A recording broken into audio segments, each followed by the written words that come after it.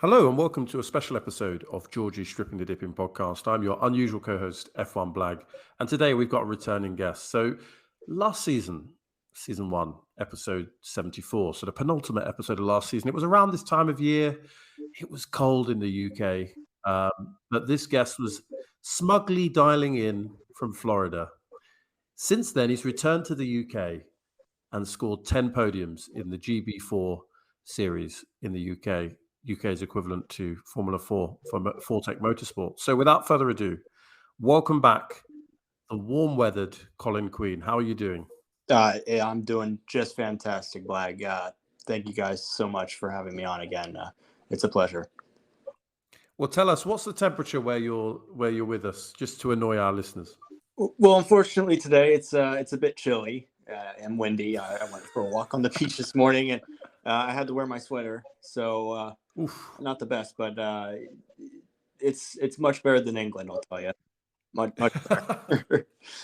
Yeah, you live a hard life, you know, that sort of Florida weather in November. It must be a hard life. So last time you were with us, Colin, you had just won the shootout and were headed for a season of GB4, your debut season in that series with Fortec Motorsport, and you ended up fourth in the championship. And as I said, with 10 podiums. So yeah, tell us about the last year. How's it been, and how did you find GB4? It's been absolutely phenomenal. You know, the first year, Slicks and Wings, to get that under my belt is absolutely awesome. 10 podiums is definitely was, some good successes, for this year. It could have been a bit better, to be honest, but, it was stiff competition, for sure, especially the top 4 or 5. But yeah, no, I've learned a substantial amount and improved so much as a driver and a person overall. And, to work with a team like Fortec Motorsports is, just incredible. Very, very mature team all around, very proficient with what they do. And it's nothing more except for living the dream, racing in England. Yeah, I mean, other weather is available. You were here during the summer, so I mean, yeah, I mean, congratulations. It's great to see your success, and I know how hard you work. We talked about it last time. I mean, one of the things you said last time, which I think I found funny at the time, is you said you were going to put some, 2 or 3 kilos of muscle on, ready for the season, and I think it was before Christmas. So I was hoping not to put on any sort of other weight. But how did you take to the car? It was your first season in Slicks and Wings. Was there anything else you didn't expect? Yeah, I mean, it was a bit of a challenge actually, to transition from Formula 4 to an F4 car. But I think after a couple of test days, it was all right. Definitely had to put on some muscle. I mean, obviously now with how hard I work out, it's totally easy. But now I have to prepare for that next step. So I lost all my fat and gained it all back with muscle, which is both a good and bad thing because I'm so light. Well, best of luck with whatever diet and workout regime you're doing. I'd be intrigued to hear, stepping up from Formula Ford to GB4. Obviously, yeah, there's more downforce. I'd imagine there's more grip, mechanical grip, as you've described on the tires. How does that affect your approach? Like you're turning up at a corner pretty fast. How does the car differ from a Formula Ford car? Yeah, so how that differs is it's very different. It's a completely different philosophy of driving that I've had to learn over the course of the year, just trying to perfect it. It's mainly just trying to keep the car very stable throughout the corner, whether that's high speed, low speed, or medium speed corners. Other than a Formula 4 where you just kind of flick it in and just not hoping it grips, but just trying to maximize the speed in a different way that suits the car's balance. and it's just very different. Much more, I would say, difficult to do, but you know, you do it enough test days, and you start to get the hang of it. Well, absolutely. I mean, I was watching your season. You're probably not aware of this because you're sort of in the cockpit, but it's all shown on YouTube, which I think is a great exposure for your series and for yourself. And of course, in the final weekend, which was probably about a month ago at time of recording, you scored a double second place, if I'm not mistaken. So, like, would you say that through the season you found yourself improving? Were the other drivers improving as well? How did you feel your sort of trajectory went over the season? No, it's definitely been progressing every race weekend, and you can definitely see that with the other drivers, and especially my rivals such as Tom Mills and Cooper Webster and Liam McNeely. They put in some good work, and to just be fighting so close in times over whole race distance, and no one's making a mistake, or it all comes down to the starts really. Yeah, you can definitely see who really puts in the work and who doesn't, and I'm glad that I was definitely one of the ones that was extremely focused and just trying to maximize my performance. So yeah, I think without that, I would be kind of left in the dust. So yeah, it's although it wasn't the biggest grid, obviously for an F4 field, the competition was quite stiff, and I have no doubt that most of these drivers up front will be going places. Yeah, I mean, you kind of modestly said, the top 4 or 5 was really competitive. For those listening, if you check out the championship, I mean, if you're watching it through the season, it was fairly obvious. There was, as far as I could see, there was basically a top 4, and you guys would almost consistently be the top 4 in one order or another, and that's borne out in the kind of final standings. So, I mean, you talk a bit about where you might be going next before we jump into that, because I'm going to leave it on a bit of a cliffhanger for our listeners. Um, just a reminder: if you're listening at home, do like, share, comment, or subscribe. Later in the episode, I'll give you some tips of other episodes to go and listen to. But the one I'm going to mention now is the most recent YouTube live we did was from Dens, and actually it was with Mario Andretti again, who came back and graced us with his presence. So if you're listening at home, do go on YouTube and check that out, and we'd love to hear from you. So jumping back in, Colin, you talked about sort of the front runners are going places. What are your aspirations for 2024? Do you have any plans yet, or is that something you're going to dangle in front of us and not quite announce? Uh, I'll definitely give a hint. It's the announcement is on Thursday, so definitely stick forward to that.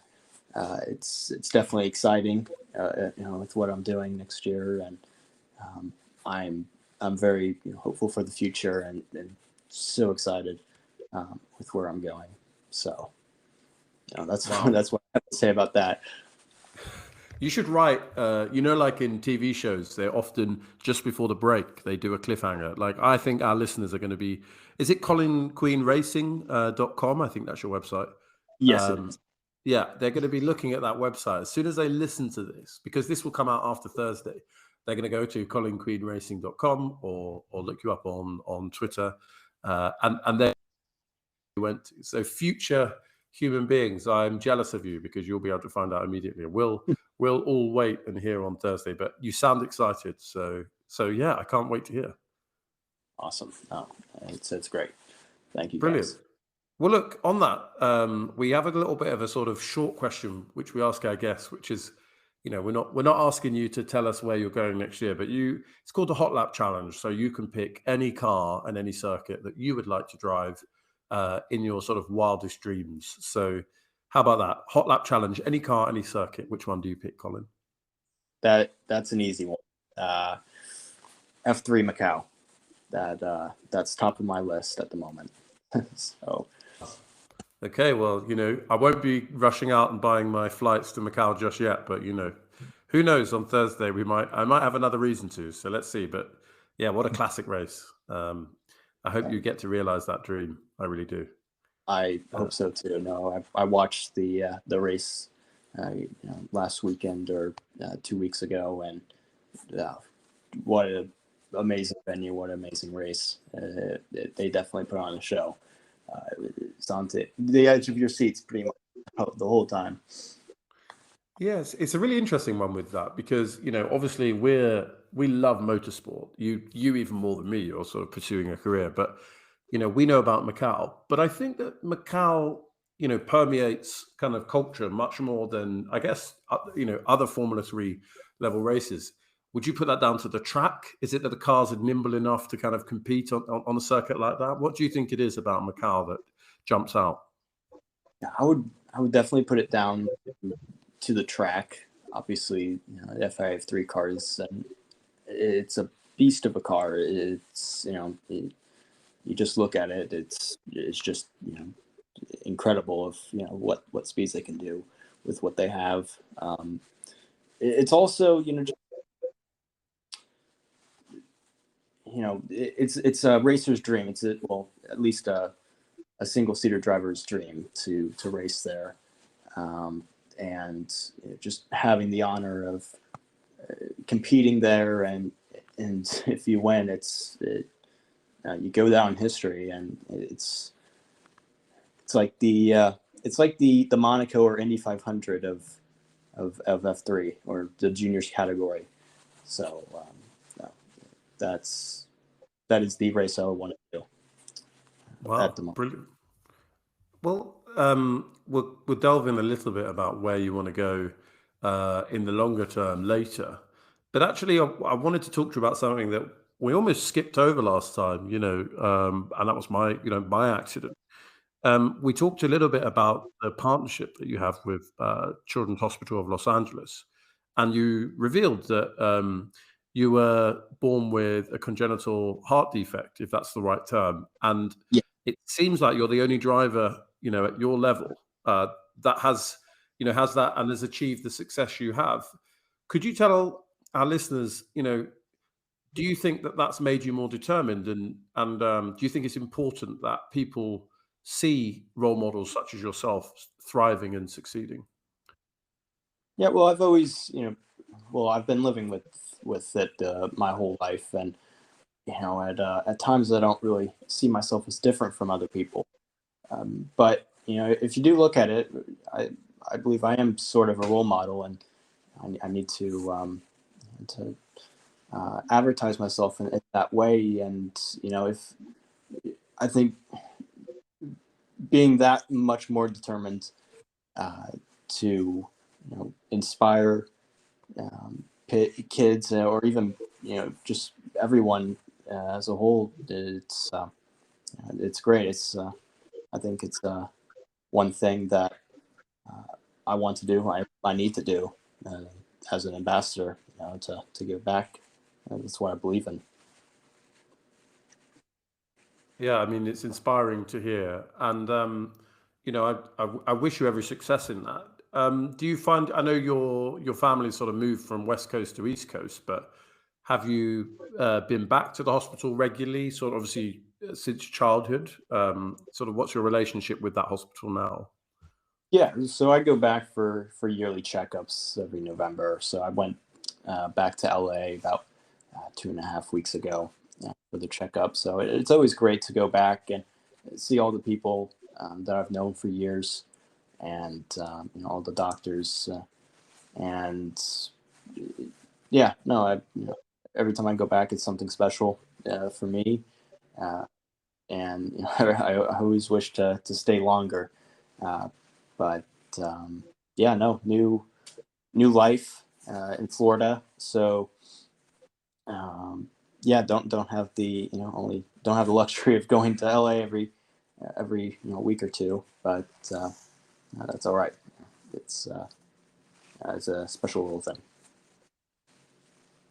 If you're from the UK, we kind of look at Florida and California as sunny places. I think one of them's the Sunshine State and the other's the Golden State or something. So to us, you've traded one warm place for another. But it's lovely to hear your connection with that hospital, and I'm glad glad things are okay.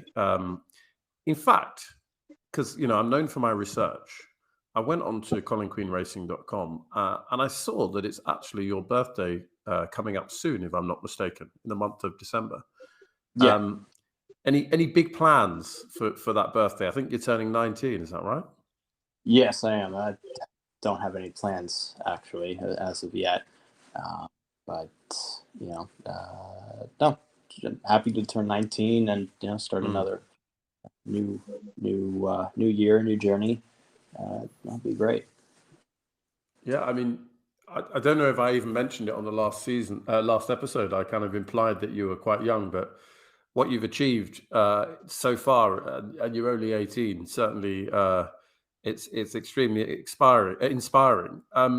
Before I go to the next question, let me just point the listeners to a few episodes that they might enjoy. So from this season, I'd like to spotlight 4 episodes really quickly. So episode 28, we had virtual statman Sean Kelly on, and so I definitely encourage those of you that love Formula One to go and listen to that.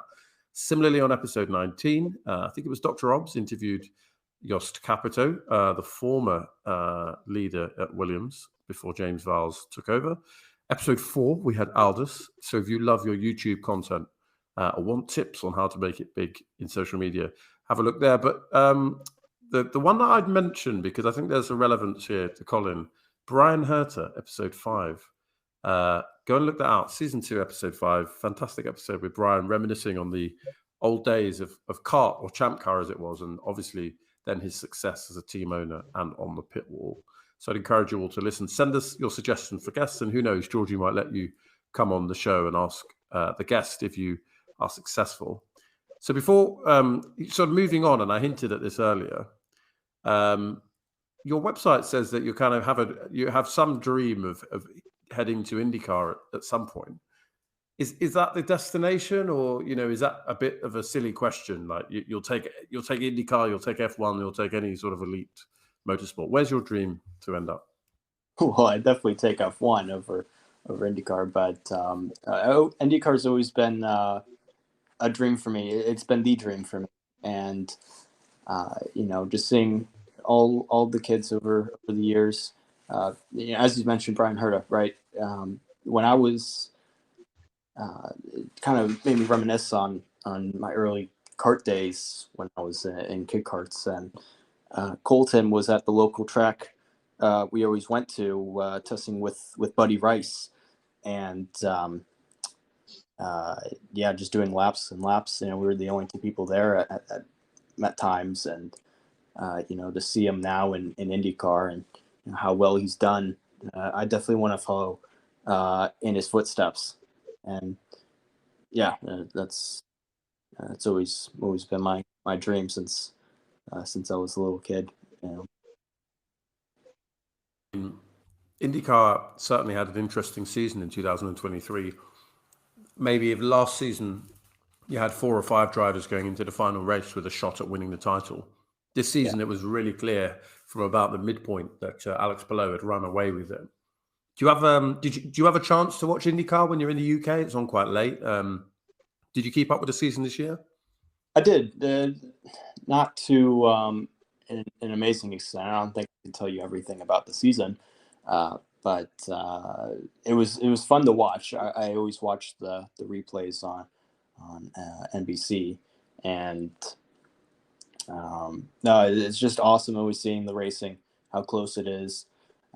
It's the top spec series in the world, and it's just it definitely came down close to the wire, I would say, but I think Palou always had that upper hand going into the last couple of races. But it'll make for another interesting battle next year. It's always difficult to see who to actually tell who will actually win the championship. But at the moment, I would say it was good fun to watch. And obviously Plo went away with that, and yeah.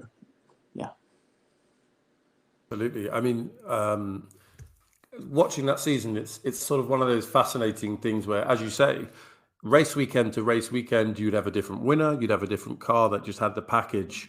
Maybe it's because of the bumps on the sort of Detroit street circuit. Maybe it's short ovals with Joseph Newgarden. I'd encourage those at home that are listening, if they haven't checked out IndyCar, make an effort to watch it in 2024 and catch up on previous seasons.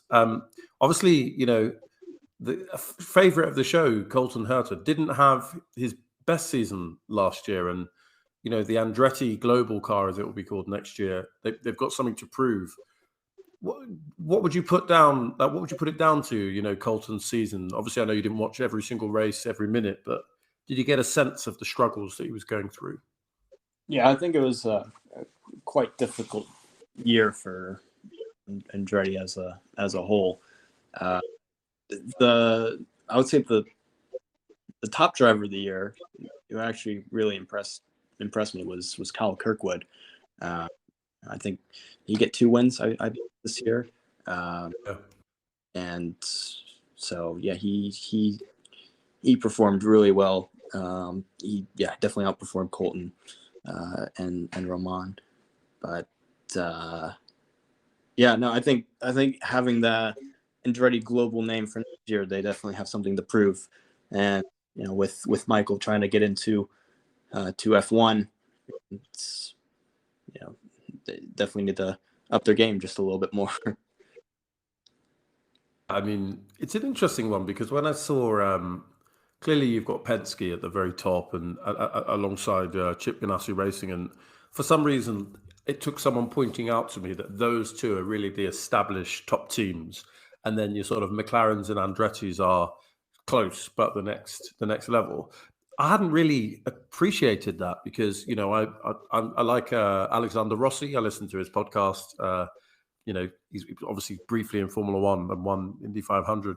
I saw his move from Andretti to McLaren as like a bit of a sideways move, but maybe maybe those two teams are going to, I don't know, displace Penske and Chip Ganassi Racing this season. Who knows? Who knows? Yeah, and who knows? Yeah, we don't. We also saw Miles Rowe win the Indy Pro 2000 sort of series. So for those that don't follow IndyCar, the kind of equivalent to F2, and I don't want to say equivalent in a technical way. I'd be told off by Denz or any other co-host, but essentially the one below IndyCar is called Indy NXT, and the one below that's called the Indy Pro 2000. And Miles Rowe won that. He was a guest on the show last season, and he's going up to Indy NXT. We've seen, I think, Lirim Zendelli jump back from the kind of European circuit, so sort of F3 into Indy Pro 2000 and did okay. Do you ever look at that sort of road to Indy, as it used to be called, and think, I could do that. It might be a bit cheaper. Maybe it's not cheaper, but have you considered it? We definitely have, but I wouldn't say it's necessarily cheaper. You just around the country all the time. It's a massive place, so yeah. I think running in Europe compared to the US is a bit cheaper for a similar car to run. I think I believe that I could do it. That full stop. There's nothing really stopping me from doing that. Other than what direction do I want it to? And that's always been England or Europe. So, yeah. I mean, I love your sort of allegiance. And obviously, you're not renouncing your US citizenship at all, but I love that. Maybe you have distant ancestors that come from these isles. Who knows? I'm sure you do. I guess a question then, switching to Formula One, is at time of recording, we've just finished the final Grand Prix of the season, and unprecedentedly, Max Verstappen won 19 races. I think the listeners know how I feel about that, but. Again, did you have a chance? I mean, maybe a lot of the races were happening at the same time as when you were doing GB4 this season. But did you get a chance to keep up with that? And do you have any reflections on the 2023 F1 season? I definitely have. I've kept up with it. I think a bit more than any car, unfortunately. But that's obviously the you have a lot of races, and most of them don't conflict with race weekends, or you don't till midnight to watch IndyCar. So I would say, yeah, Max Verstappen had an absolutely dominant season. Well, Red Bull as a whole. I was actually surprised to see Mercedes get P2 in the constructors at the end in Abu Dhabi. That was something to watch. So yeah, but I always focus more on the midfield side of it. Obviously, you want to see a scrap for the win, but I've always liked the seeing who can scrap in the midfield in F1.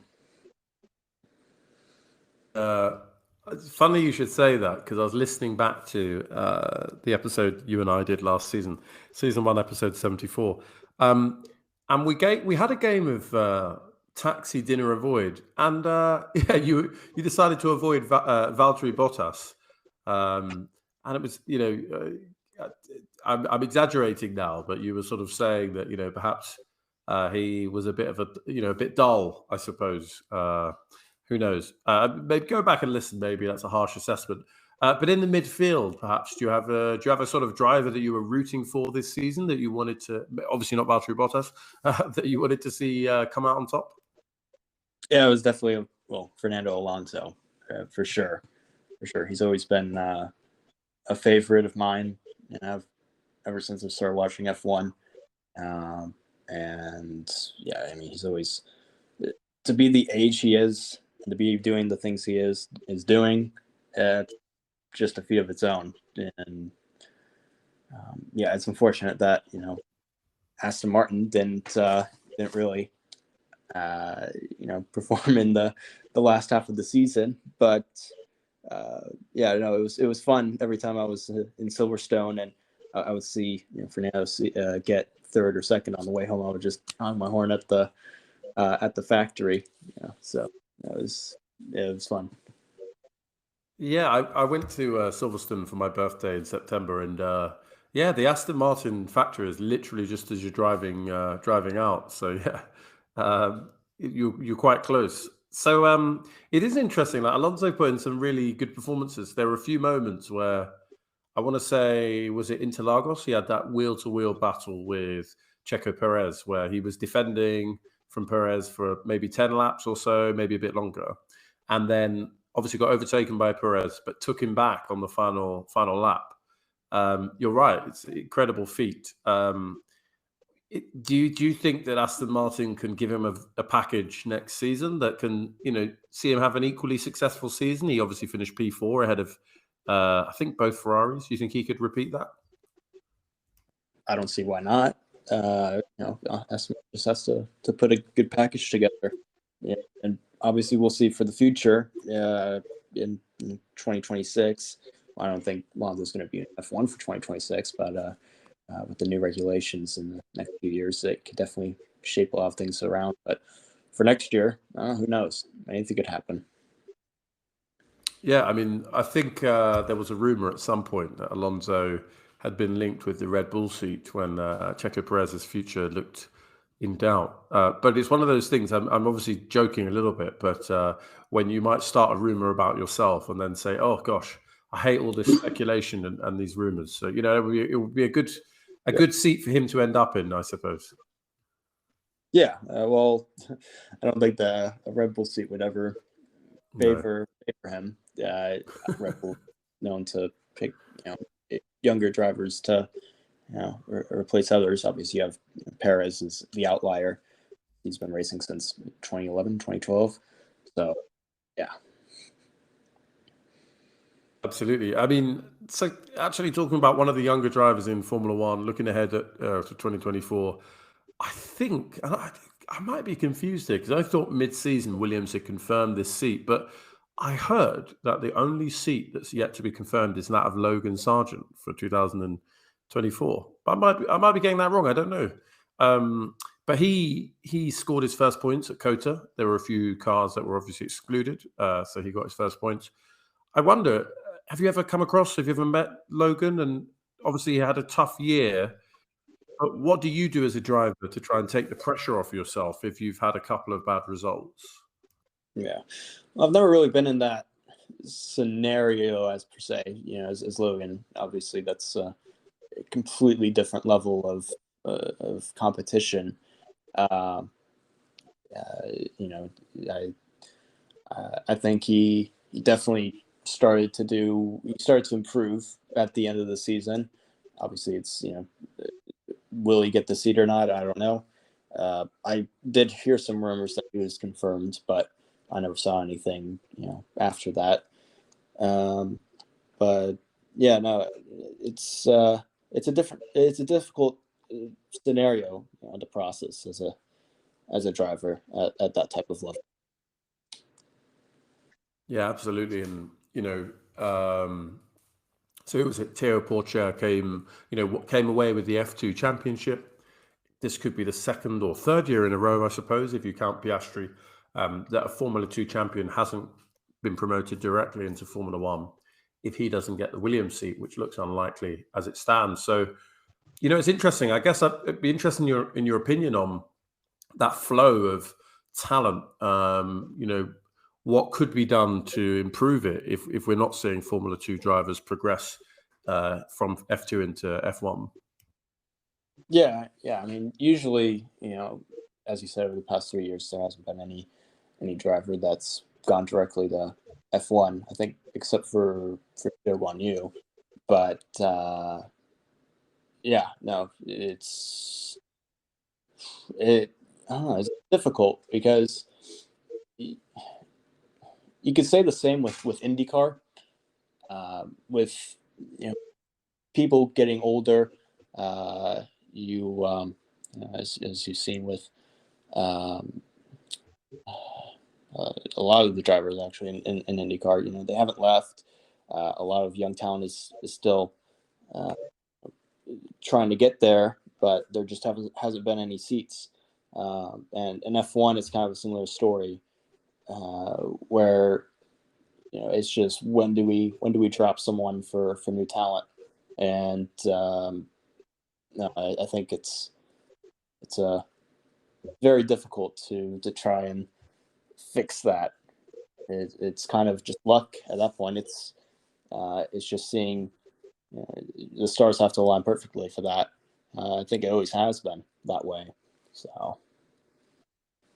Yeah, I guess back in the day, this is sort of long predating your birth, Colin, but there were like many, many teams in Formula One to the extent that they had to do pre-qualifying to even have a chance to qualify. And I suppose even in 2010, they brought in 3 additional teams. None of them survived, but they were trying to increase the number of seats in Formula One. And it just showed how difficult it is if you're a new team to get in and make it financially viable and be competitive. So, yeah, it does sound like there are no quick fixes. But and you're right to point out IndyCar. It is interesting. Dixon continues for another year, etc. And congrats to him.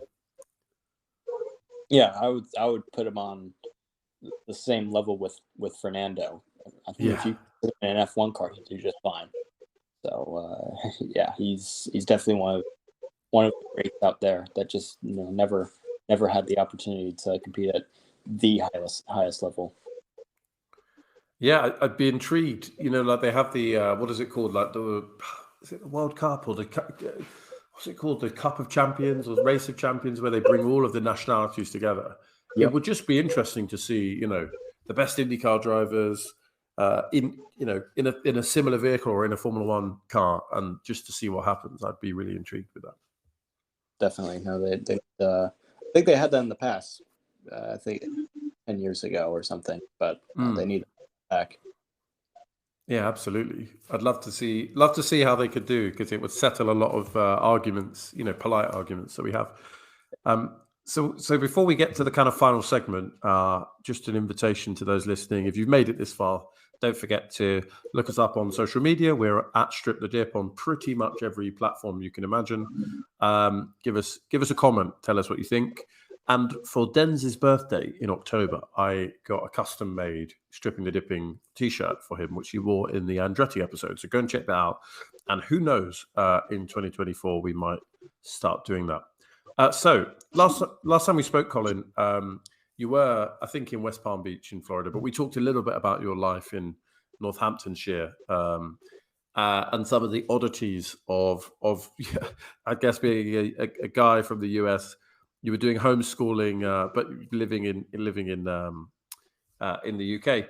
Could you tell us what your favourite non-motorsport moment or memory of 2023 has been so far? It's actually a difficult one because obviously, you do a lot of things with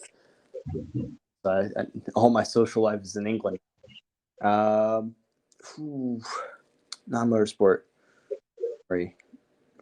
Motorsport, so long as you're not in the car, I guess. Oh, I was not in the car. Okay. Man, I would say going to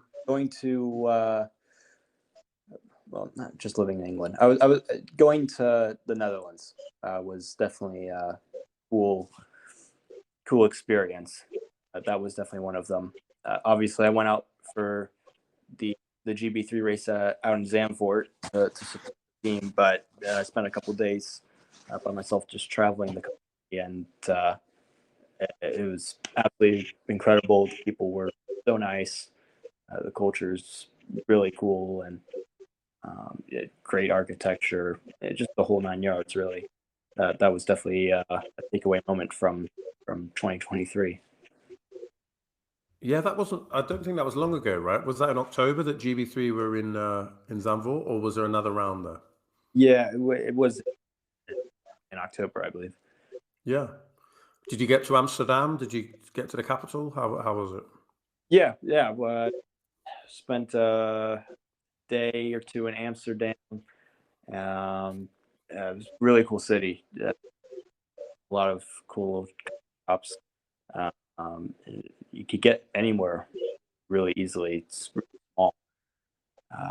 Obviously the train station's right there.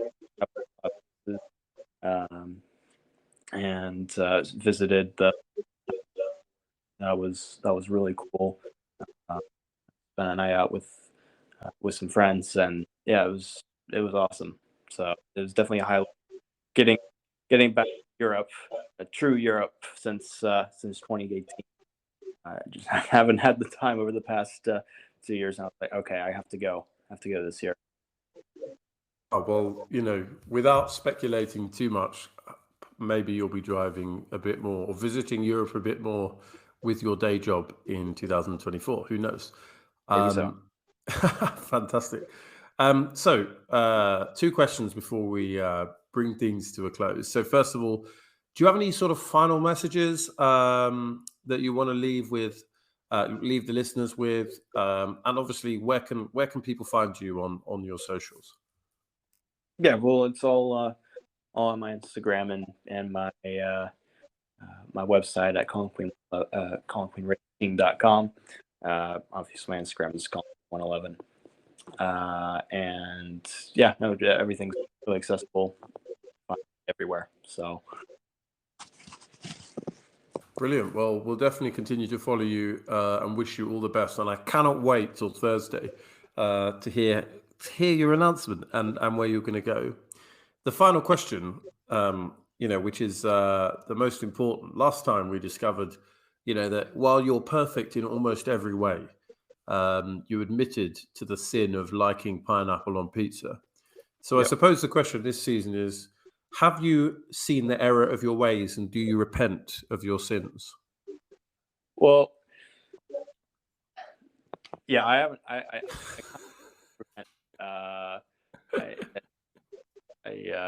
I made a mistake, I would say last. I did order this. That was it. I did not order again. So yeah, although it wasn't too bad, I would say it was much better having a pepperoni pizza instead. That's what we wanted to hear. See, look, this is the thing, right? As people become more successful in life, and this is a message to Georgie and those in the team Pineapple, as people become more successful and more wise, or wiser, as we say in English, as they get older, they start to discover the error of pineapple on pizza. So, congratulations, Colin. I think it's just as you reach that level of maturity in life, you start to work it out. So, yeah, congrats. No offense, Jorgy. Don't worry. It's okay. She'll hate me for it, but she'll still love you. It's fine. Brilliant. Okay. Well, look, Colin, thank you so much for your time. Really appreciate it. Do give Colin a follow, Colin Queen on Twitter and on Instagram. If his races are still on YouTube next season, ? Depending on what series he's in or whatever viewing platform you need to get. Seriously, give Colin a watch. He's someone we'll certainly be following here on the show, and I have every confidence, just as he does, and as you heard him say earlier, I have every confidence that whatever he chooses to do, he'll be a success. So Colin, best of luck next season. Really can't wait to see you in action. No, I'm so stoked for it. Thank you for having me on again. Can't wait for the YouTube Live. Brilliant. Yeah, well, you've just given our listeners a hint that early in the new season of Stripping the Dipping, Colin will be coming back and we'll be doing a YouTube Live. And you'll have the pleasure of meeting my co-host, I'm sure, AMG Dens, who is much more technical than me and can talk about cars in a way that I can, they go vroom and they go quickly. That's all I know. So there we are. Exactly. Step on the right pedal and it will go quickly. Keep it simple, right? Exactly. Yeah. So without further ado, thank you very much for listening. I've been your unusual co-host, F1 Blag. Really looking forward to bringing you the next set of episodes, which we'll do over Christmas and into the new year. But until next time, have a good evening and see you soon.